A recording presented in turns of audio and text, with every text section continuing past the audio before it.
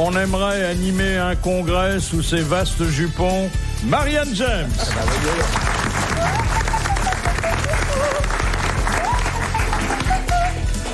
Depuis qu'il nous connaît, il sait que le journalisme mène à tout sans avoir besoin d'en sortir. Pierre Bénichou.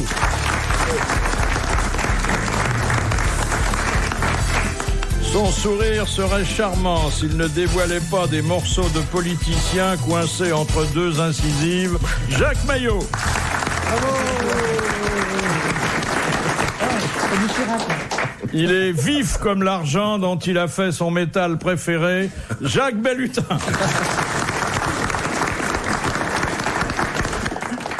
J'ai vu, Philippe, ce que vous avez écrit sur Jack Lang, ça m'a beaucoup fait rire. Oh, je t'aime pas méchant. Ah non, c'est charmant. Faudrait qu'il nous dise ce qu'il veut être, ou maire de Paris, ou maire de Blois, ou reine du Muguet. C'est pas méchant. Vous connaissez la fameuse histoire du type qui va voir son copain et dit j'ai deux nouvelles à t'apprendre, une bonne, une mauvaise. Bon, ça c'était un schéma classique. Alors il dit mais par laquelle tu vas commencer? Il dit bah je vais commencer par la mauvaise. Il dit bon d'accord vas-y. Il dit ton fils. Il dit quoi mon fils, qu'est-ce qu'il a pas eu un accident? Non, il va très bien, il est le contraire, il est un joli garçon et tout ça. Il dit quoi? Ben je crois qu'il aime les garçons. Il dit oh merde. Il dit quoi oh merde, sois moderne. Il dit non mais c'est pas pour moi, c'est pour sa mère, elle est tellement pieuse et tout ça. Puis en plus ça va être plus difficile pour lui d'être homosexuel. C'est moi je joue qu'un truc moral là-dessus, mais enfin c'est emmerdant. Et la bonne nouvelle c'est quoi? Il dit il a été élu reine du Muguet à Chaville hier soir.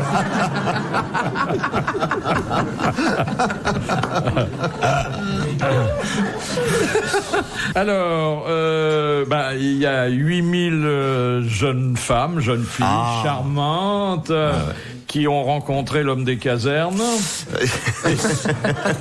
Et ça s'est bien passé. Ils ont été très bien, les militaires. Ouais. D'abord, ils ont aménagé des toilettes pour dames. Ouais. Il y a longtemps qu'ils en avaient pas vu des dames, alors ça a dû leur faire un choc. Ensuite, ils ont préparé ce qu'il fallait pour les accueillir, les petits plats dans les grands, un poulet frites à midi, et avant le poulet frites, du café, des croissants, du jus d'orange. Oh, ils sont bien. Oui, c'est un peu comme les wagons-lits, quoi. Je veux pas vous raconter ma vie, mais moi j'étais au centre de sélection numéro 1. Voilà, alors Débrib. Au centre de sélection numéro 1 à Vincennes, et je faisais ce qu'ils ont fait là samedi. Je faisais passer les tests. Et alors à l'époque, les dames ne venaient pas, mais on avait des fausses dames, c'est-à-dire on voyait des grandes blondes arriver. Amanda Lear, vous voulez dire? Non, pas Amanda Lear elle-même, mais des copines. Ah bon? Alors des grandes blondes, vous voyez, 1m95, une grande perruque blonde, des ongles faits rouges. Puis quand on prenait les papiers, on voyait Roger Pilard.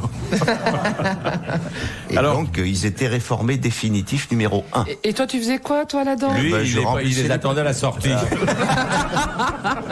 Parce que lui était réformé définitif numéro 3. T'avais les noms et les adresses. J'avais les noms, les adresses. C'est pour ça que tu travailles vers la butte maintenant. Est-ce que je peux savoir pourquoi, au lieu de passer les tests, vous les faisiez passer? Voilà, c'est ça que je veux savoir. Vous étiez militaire? C'est pendant l'occupation? Non, j'étais un petit appelé, un petit troufion, tu vois, et il faisait. Mais on vous avait jugé un peu plus futé que les autres. Peut-être, oui. Je sais pas. Les mecs qui sont planqués quand même. Parce que ça se passait où, ça? À Vincennes. À Vincennes, pendant les 3 jours. Pendant ce temps-là, tu connais Rouiba. Moi, j'étais à Rouiba. Ah oui. C'est où C'est pas à côté de Vincennes. Tu prends le bateau d'abord. Moi, mais Rouiba, il fallait passer les 3 jours d'abord pour aller ensuite. Non, on les a pas passés, nous. Vous y allez directement? Ah, mais alors directos. On a embarqué le 11 au matin, le 14 au matin, on était sur le quai d'Alger, en civil. Pour défendre mes terres? Pour défendre tes terres. Ouais. Faut dire qu'on les a pas tellement bien défendus. Moi, je me souviens que pendant les 3 jours, le premier test, c'était, je te jure, pour montrer le niveau des appelés à l'époque. Ah oui, c'était un truc qui garde le troupeau.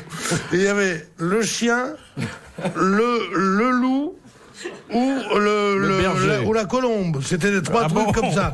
Et il y avait écrit barrer la mention inutile. Et le barrer la mention inutile avait plongé tout le contingent dans une stupeur. Ils se regardaient les uns les autres. Ils disaient la vache. Pour les agriculteurs, on était, est-ce que vous travaillez dans une exploitation familiale? Et là, il y en avait régulièrement 3-4 qui levaient le doigt et qui disaient, qu'est-ce que je dois mettre, moi, monsieur, parce que je travaille avec mon père.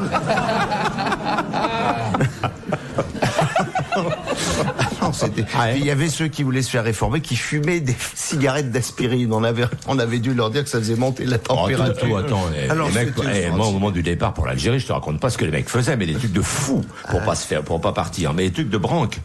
Tu vois, ils pissaient au lit pendant 10 jours, 20 jours. Alors les mecs connaissaient le truc, tu vois, ils venaient les réveiller la nuit. Le mec, il avait déjà pissé. Tu vois, enfin, c'était vachement compliqué parce qu'il venait pisser les copains, tu vois. Enfin, c'était un cirque d'enfer. Moi, j'avais un ami journaliste, dont je dirais pas le nom, il avait étudié une psychose de complexe d'Édipe très très développée. C'était un grand gaillard, et il avait un nounours qu'il avait avec lui, qu'il appelait Maman. Il disait Maman. Je veux pas qu'on me sépare de Maman. Pendant toute la nuit, et le mec dit il est fou, lui. Il était content, il était comme ça. Alors, il est arrivé dans le psychiatre avec son nounours, il disait Maman. Il disait laissez votre mère tranquille et donnez-moi votre numéro de truc.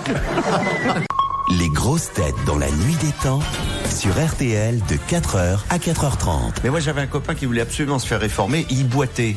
Il disait qu'il avait un problème au ménisque. Seulement, il avait des problèmes de mémoire. Et un jour, il boitait à droite et le lendemain, il boitait à gauche. Et alors, on l'avait surnommé radical socialiste. Mais moi, Marianne aurait fait une conscrite superbe. Vraiment. Sauf sous les barbelés, parce que pour passer, elle, il faut qu'elle lève. Hein. Mais je t'emmerde. Non, ma chérie, je dis ça parce que j'y suis passé.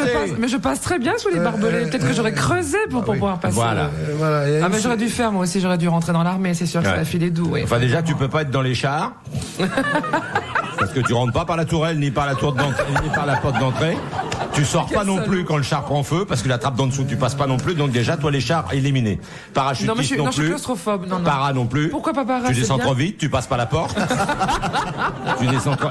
Il y a plein d'armes où tu peux pas être. Fantassin. Tu aurais pu être que fantassin. Non, mais général, directement, je donne les ordres, je ne pas du bureau. Dans quelle arme? C'est ça le problème. Dans quelle arme? L'arme de la séduction. Peut-être que j'aurais été une barbouze internationale, avec des élites et des troupes d'élites de femmes qui feraient avouer les hommes dans des situations, pas forcément de la torture, mais peut-être. Attends, oui, mais tu as raison. Mais cela dit, dans l'armée israélienne, il y a plein de jeunes femmes parce qu'elles font leur service. Moi, je l'aurais plutôt vu garde du corps de Kadhafi. Oui, bien sûr. Il en a des comme elle. Il en a des comme elle. Moi, j'ai été garde du corps une fois dans ma vie. Bon? Et pour partir au Japon, pour accompagner une artiste, j'avais un contrat où il y a écrit garde du corps parce qu'en fin de compte, les Japonais travaillent un peu comme les Américains. C'est-à-dire qu'ils sont un peu protectionnistes. Des chanteuses, ils en ont. Donc, j'étais que choriste dans ce groupe et ils disaient non, on prendra des choristes nippones. Et ils ont fait répondre les Français. Eh bien, écoutez, c'est le garde du corps. Donc, j'ai un contrat comme chanteuse garde du corps. Voilà, et donc. Vous avez été là-bas plusieurs fois, non? Plusieurs fois, oui. Oui, ils ont voulu la garder. Dans une école de sumo. Ils ont voulu la garder. C'est pas faux. Il a pas tout à fait tort parce qu'en fin de compte, les gens m'arrêtaient dans la rue, point parce que je l'étais connu, mais parce qu'ils étaient surpris par la taille de mon appendice nasal, par la taille de tout. En fin de compte, une femme aussi grande, pour eux, c'est forcément un samouraï ou un élève sumo, oui. Et ça les surprenait, quoi. Même les cheveux noirs, comme ça, frisés. Je trouve que vous avez une patience d'ange de répondre à ces attaques qui sont de... Oh, le faillot. Le faux cul. À ces attaques immondes avec le sourire. Celui-là pour partir moi en week-end, d'abord, à votre place, étant donné le physique que vous avez, je leur casserai la gueule. Pardon, j'ai peut-être dit une bêtise. Bon, et puis après ça, je les mépriserai. Mais je veux bien un main avec Balutin, mais ça va donner quoi, le pauvre? Il va rendre l'âme en 5 secondes. C'est pas sûr, ma biche, c'est pas sûr. Si, moi, je j'ai fait des plus grosses. Mais... Je croyais qu'il éviterait le mot, mais il l'a dit. Oh, il a raison, c'est une réalité. C'est une amie, je l'adore, elle le sait. Monsieur Balutin, Madame. vous qui... On me l'avait pas faite encore, celle-là. Madame. Ils m'ont vidé un peu, ils m'ont enlevé. Non, je voulais vous dire que... On n'osait pas y venir. Vous qui, depuis 40 ans, avez l'habitude des rappels, vous ferez cette escalade-là très facilement. Oh là. Et avec plaisir, en plus. Ah oui. Ça sera Monty Python. Non, mais la seule chose qui joue pour vous, mon cher Balutin, c'est le souffle. Parce que pour faire de la pédale, il faut avoir du souffle. Voilà. Et les chanteuses aussi ont du souffle. Là-dessus, on pourrait faire le concours, celui qui tient la tête. Et il faut avoir la barre très haut. Il faut la barre très haut. Avec plaisir. Je me demande si le plaisir sera partagé. Je connais les deux vieux marcheurs qui sont sur le boulevard. Il dit, tu vois la fille là-bas? Il dit oui. Il dit, je la baiserai bien. Il dit, tu veux dire volontiers? J'ai un copain qui dit ça. Je la baiserais mal, mais je la baiserais bien. Non, ça c'est de la finesse, mais balutin, ça l'atteint pas. Non, c'est pas un balutin, ça, c'est pas. Rien de matin. Vous êtes, je le sais, très attaché à la parité, donc cette dépêche de Lisbonne va vous faire plaisir. Pour la première fois, une femme a remporté samedi soir devant 49 autres concurrents hommes le concours des fumeurs de pipe. Oh, mais c'est faux. Saint-Claude. Elle a fait combien de pipes Elle s'est fait combien de pipes dans la soirée? Elle a réussi à faire avec une pipe 1h12. Oh là là là là là là La vache. Monica, elle est battue depuis longtemps. Elle est battue, Monica. Et alors, on l'a interviewée, elle était un peu essoufflée. Tout ce qu'on a pu tirer d'elle, c'est « Je suis passionné par cet instrument ». Est-ce que c'est le concours où on a une certaine dose de tabac, on peut pas en rajouter, il faut tenir avec... Oui, il faut tenir. Avec le tout petit truc de tabac qu'il y a, elle fait 1h12. Voilà, 1h12, elle est obligée de renvoyer la fumée quand même. Ah oui, Contrairement. Non. Ah oui, parce que 1h12. Bon, écoutez, je savais que franchement, Philippe, non mais ça déraillerait, mais... Non, monsieur Bouvard, si je peux me permettre, vous ne saviez pas, vous craigniez. Oui, Vous je l'espériez. l'appréhendais. Je l'appréhendais. Vous l'espériez. Exactement, je l'appréhendais et je l'espérais à la fois. Mais 1h12, alors le récipiendaire, lui, devait en appeler, hein, parce que... Première citation envoyée par monsieur Daniel de Parel-Monial, qui a dit « Papa mobile, immatriculé Conception, un pape au-dessus, 16 sous pape en dessous. » Ça, c'est génial. Oh, Coluche. C'est Coluche. Oh, mais attends. Bonne réponse de Jacques Balutin. C'est excellent. Ça, c'est magnifique. Voilà, des nouvelles du Saint-Père. Exceptionnellement, il est dans ses appartements à Rome. Il n'a pas bougé. Est-ce pour qu'on le sait alors week-end. pourquoi? Où est-ce qu'il est allé? Est-ce qu'on a trouvé la raison alors? On ne sait pas ce qu'il a fait à Rome le jour où on l'a perdu de vue. Ça, c'est très curieux. Et... Mais est-ce qu'on est sûr que c'est lui? Cette histoire, elle est vraie, c'est vraiment... Est-ce qu'il est allé à Baden-Baden, lui aussi, ou pas? Pourquoi on l'a paumé? On l'a paumé 24 heures, s'est enfin barré. une journée. Tout seul. Cela dit, vous savez, c'est tellement grand, hein. Les appartements du Vatican, c'est vachement grand, hein. Et déjà, nous, on en visite, tu mets presque une matinée entière pour visiter que ce qu'on visite. Une matinée entière, mais en vélo, tous les parce que c'est pas une bistrots qu'il y a à matinée, Rome, il faut 2 jours pour visiter que Oui, les mais moi, appartements. je me suis lassé très vite. Parce que, en plus, c'est toujours les mêmes choses que tu vois. Tu vois des calices, des ostensoirs, des machins. Il y a que ça, tous plus beaux les uns que les autres, avec des perlouses, des rubis, des machins énormes. Ouais. Il porte jamais des trucs. C'est Chazot disait qu'il donnait plus ses vieux costumes à l'abbé Pierre parce qu'il le voyait à la télévision. Il disait il les porte jamais. Alors le porte de lui là. Absolument. En tout cas, dans les années fin 80, fin 90, je faisais la manche là-bas, sur la place du Vatican, avec une copine, on chantait. J'ai fait la manche, oui. Non. Après, j'ai fait du théâtre des rues, mais au début, je tendais la main, je disais, je suis maigre, donnez-moi à manger. Et ça marchait bien, la preuve. Et donc, on chantait des duos profanes et religieux. Quoi, donc, par exemple? On chantait les airs du Stabat Mater, le Suzanne et la comtesse du Figaro, plein de choses. Vous Pierre voulez vraiment Dupanloup, que je chante montant. C'est qui la comtesse du Pierre Dupanloup. Alors, Vous ça pourriez devait me marcher, faire ça. un Sabbat Mater? Lequel alors? Mais je peux pas, c'est un duo, il faudrait que quelqu'un fasse ça. C'est quoi, Stabat Mater? Et alors, Bénichou, il va te le faire en arabe même. Il va te le faire en berbère. Le Sabbat Mater. Stabat Mater dolorosa lux terram patrido,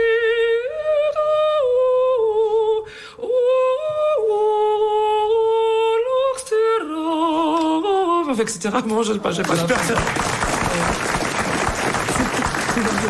Vous avez remarqué que J'espère que ça te la ferme ta gueule ça. Il y avait des mecs qui faisaient. toutes les paroles sont en latin puisque ça se termine par etc. etc. Et il y avait des mecs qui vous filaient du pognon pour ça. Mais Il y avait des mecs qui filaient du pognon là. Non so più cosa son, cosa faccio. Ah oui, ça, oui. No so di diaccio. Oui. Etc. Et, tout. Ah oui, et Mozart. à ce moment-là, on chantait donc Chérubin la comtesse, un genou à terre, les doudounes exposées. Oh là, faut dire qu'on était c'était très ambigu parce que il y avait des parties de notre intimité que l'on laissait voir en chantant. ouais. C'est-à-dire qu'on avait un peu les fesses à l'air, un peu les seins à l'air. C'était un petit peu olé olé. Pourquoi faut les dire. fesses à l'air? Le son sort mieux? Voilà, exactement. On était détendus et à ce moment-là, on s'est fait confisquer notre matériel, c'est-à-dire la fesse. Les fesses? On avait arrivé 2 types en culotte bouffante représentent là les gardes Ah oui, du oui, oui. Ah oui, oui. Vatican. En barboteuse, là. Voilà, en barboteuse avec le chapeau en velours avec Ils sont ravissants. ils sont absolument ravissants. Et tous les matériels, ils ont fait une carota qui après va te faire voir pour tendre la main et cantar. Et alors on a dit vous dehors. Et on s'est fait arrêter et on s'est fait confisquer le matériel qu'on a récupéré le lendemain, voilà. Mais on a fait plein d'endroits comme ça. On a fait la Manche, on mettait de l'argent dans la voiture, on allait dans des beaux palaces et on a tenu La comme Manche ça, en moi. voiture, vous auriez été mieux en bateau. Moi je dis ça, c'est pas pour dire des Non, conneries. mais je veux dire qu'on gagnait bien notre vie, c'était rigolo, quoi. C'était une sorte de manche de luxe. C'était bien. Ah ouais. Ravissante Et créature. vous faisiez ça le dimanche à midi quand il secouait ses tapis, non? Non, on faisait ça dans l'après-midi. Après, on est allé à Florence, ça nous a amené partout. On a fait ça à Vaison-la-Romaine, à Gordes, à Avignon, partout. Il y a un festival lyrique. Et voilà, on vivait très bien. Mais c'était quelle super. voix, quel cristal. Hein. En cristal, je sais pas, mais. Si. Ah, Si. Moi, je dis cristal. Oui. oui. Et il s'y connaît en voix, Bénichou. Mais quel est le Vous vin êtes gentil, Quel est le vin qui me remplira vraiment Quel est Faudrait une sacrée carafe. Hein.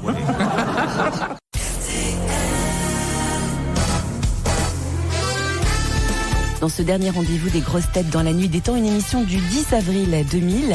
On va parler du marathon avec Philippe Bouvard dans la course, Marianne James, Jacques Balutin, Jacques Naillot et Pierre Bénichou. Qui a dit il vaut mieux être cocu qu'aveugle, au moins on voit ses confrères. Ah, c'est charmant, ça. C'est qui, Frédéric Dard C'est Frédéric Dard. Ouais. Bonne réponse de Jacques Maillet. Le cocu ne fait plus rire, vous avez Non, remarqué? beaucoup moins. Parce que ça s'est Parce banalisé. que ça s'est C'est banalisé, fini, c'est c'est la fini. liberté des mœurs, c'est tout, il n'y a plus de cocu. Il y a des couples libres. Ouais. C'est Champy qui disait non seulement il paie pas plus d'impôts que les autres, mais en plus ça porte bonheur. Mais bon, c'est vrai que ça fait plus. Ça fait plus. Non. En plus, avant, le cocu n'était pas au courant. Oui, alors que maintenant. Maintenant, on dit plus le cocu, on dit le mari. Alors, toujours le sport, puisque je sais que vous en êtes friand. Là, c'est le marathon de Paris. Oh. Grand succès, puisqu'il y a eu 30 000 participants et 60 000 spectateurs. 32 000 participants. Oui, et 60 000 spectateurs. Vous voyez le rapport? Ah, Deux tu vois, spectateurs pour un coureur. Pour un coureur. Ouais. Formidable. C'est C'est fou, un hein? Français qui a gagné. Ouais. Mohamed Ouadi. Mohamed Ouadi avec un autre Français, Abdellah Deux Béhar. Français qui ont gagné. Voilà. Et le Ils troisième, sont contents qu'ils soient français. c'est un Tunisien, je crois, Thierry de la Rochefoucauld. «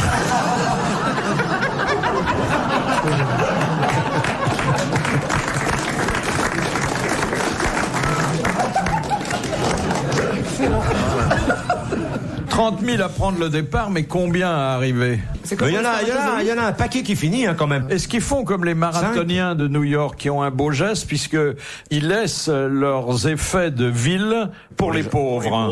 Oui. Ben là c'est difficile parce que nous le départ, vous avez vu, le départ et l'arrivée, vous arrivez où c'est? Avenue Foch. Et Personne alors va descendre ramasser les fringues, avenue Foch.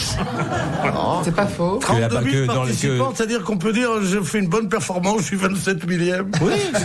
Non mais si tu termines déjà, c'est déjà une performance formidable. 42 km, le mec il a couru en 2h08. Et moi je connais les mecs en vélo qui le font pas. 2h08. 2h08, 42 Ça fait du km. 20 et quelques kilomètres à l'heure. Oui. Mais c'est énorme. Bah je te le fais pas dire. Et en plus il est parti à un moment donné, il est parti avenue de Versailles, disons, tout seul. Hop, il s'est barré, au Il est revoir. hyper doué, là, le Magnifique. Et il est rentré chez lui en courant, c'est du coup. Oui, sûrement. Vraisemblablement en plus. Parce qu'il court derrière, il court pour enlever les toxines. Surtout qu'il il habite à Melun, donc. Non, il habite dans le sud-ouest, vers Bergerac. Oh, pardon. ben, Bergerac, c'est au moins 4 heures de marche pour y aller. Non, mais le marathon, il paraît que c'est fabuleux et que ça augmente la température du corps. du corps. Ah oui. Attendez. Le coureur de marathon court souvent à 40 degrés et même davantage. C'est pas vrai. Sans avoir les symptômes de la fièvre, sans avoir mal partout. Si, il y en a qui s'écroulent à l'arrivée, mais qui tiennent pendant l'épreuve. Et l'Allemande qui a gagné, elle est avec les premiers hommes. Je l'ai vu à la télévision, elle était fraîche comme un gardon. Mais fraîche comme un gardon. Elle était là, elle a dit oui, merci beaucoup, je viens de faire 42 km. C'est inouï. Elle est inouïe. C'est inouï. Moi, chez moi, elle dit passe-moi le sel, elle arrive. Je suis sûr que vous pourriez très bien courir, monsieur Bénichou, mais il faudrait savoir après quoi. Après quoi, exact. Ou après qui. Oh, si on lui met une Allemande, une jolie Après petite mon destin. Moi, je pense pas qu'il Jolie petite courrait. coureuse de marathon, Il la rattraperait avant les 42 km, je connais, lui. Il est sprinter. Ouais, C'est un sprinter Il ferait rapide. peut-être un meilleur temps s'il y avait un gros homo derrière. Par exemple. Qu'est-ce que vous en savez? Oui, mais qui? Oui, mais lequel? Je sais pas, il faudrait faire un choix. Mais ça non plus, ça fait plus rire. Alors les cocus font plus rire, les homos font plus rire. Mais qu'est-ce qui fait rire? Peut-être un homo cocu. Retrouvez les grosses têtes dans la nuit des temps sur RTL.fr.